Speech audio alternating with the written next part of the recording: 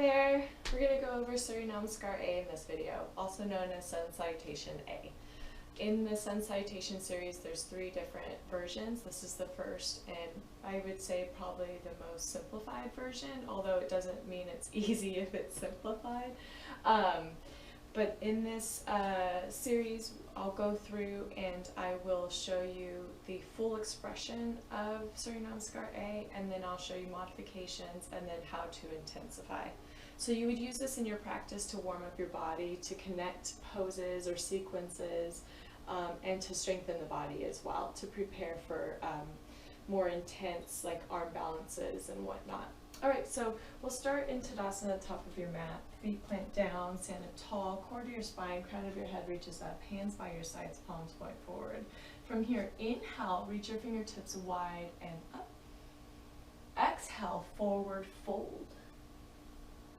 Inhale, halfway lift, long spine. Exhale, plant your hands, step back to plank. You're going to hinge forward, so the shoulders are in front of your wrists. Lower down halfway, pause in Chaturanga. This is a pose. Untuck your toes, inhale, up dog, and roll over your toes or untuck your toes, downward facing dog. Typically you would hold this for about 3 to 5 breaths. Just for this video, I'll just move from here. Inhale, look forward, bend your knees. Exhale, step, hop, or walk to the front of the mat. Inhale, halfway lift, long spine. Exhale, fold in. Root down into your feet, rise up, arms sweep wide and high. And exhale, hands to your heart. All right, here's some modifications you can do.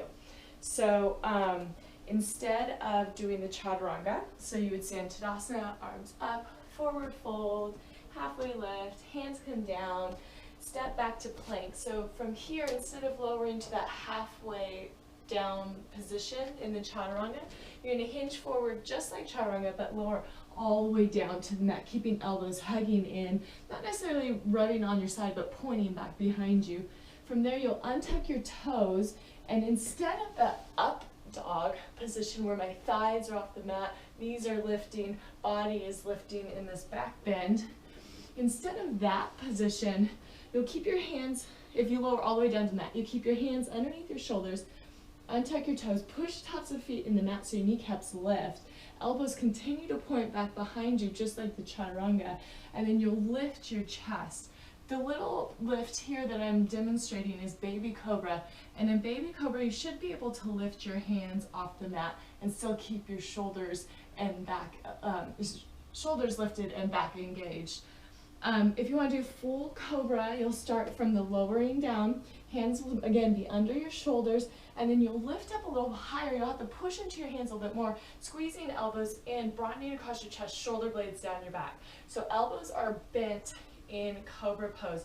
We're not here. This is not good. I believe this is seal pose, and that's not what we're looking for. We're looking for the bent arms. You will feel a lot of engagement, and you hold it long enough, you will feel it, like I am right now. So those are some options. And then if you come all the way down to the mat, and then trying to make your way up to downward facing dog, you can push up through plank, but if you're not ready for that just yet, you're going to push into your knees, push into your hands, lift into tabletop. You can sit your hips back a little bit like towards child's pose, tuck your toes, keep this length in your spine, and then lift your hips up and away, downward facing dog.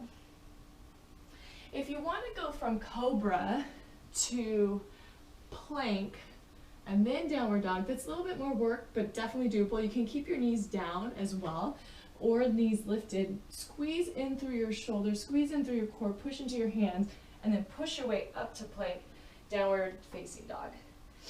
Okay, so that may not be an option, but it may be. I like to use that sometimes just to strengthen for my Chaturangas and my planks. Okay, so some more intense versions here. So let's see. We'll do a jump back to Chaturanga, and then I think that's kind of, oh, and then I'll show you Ekapada Chaturanga Dandasana, which is Chaturanga with one leg lifted. So a more intense version, arms lift up, exhale, forward fold, inhale, halfway lift, and then exhale, you plant your hands. Instead of stepping back, you're going to jump back. So when you jump back, you pull your chest forward as your body shoots back. So you plant your hands, bend your knees, pull chest forward, shoot legs back, land in chaturanga, untuck toes into your up dog, and then roll over your toes or untuck toes, downward facing dog. All right, and then if you do that version, you can also jump forward to the top of your mat. You'll bend your knees, look forward, and then jump to the top of the mat. Feet land. I like to do a little bit behind my wrist. Some people like to jump right between their hands. Both options are great. I think jumping between your hands is actually harder. And then you do your halfway lift, folding down, rising up to standing. So Ekapada Chaturanga Dandasana, also an option, which is one-legged chaturanga. And so you would be down in plank, and then this one you wouldn't jump back to, you would just go back to plank. You lift one leg, lower, or hinge forward, lower halfway, and then bring your foot to the ground to your up dog, and then up downward facing dog. Now that one, the first round you do your right leg, second round you do your left leg. So that would be a good option in between sequences where you're doing sides, where you're doing right side one time, left side next time, and then you can add in that balanced variation of the one-legged chaturanga. So I hope you enjoyed this video. I hope it was informative for you. Surya Namaskar A, you'll see a lot in my videos, so I hope you find this helpful. Have a great day. Okay, bye.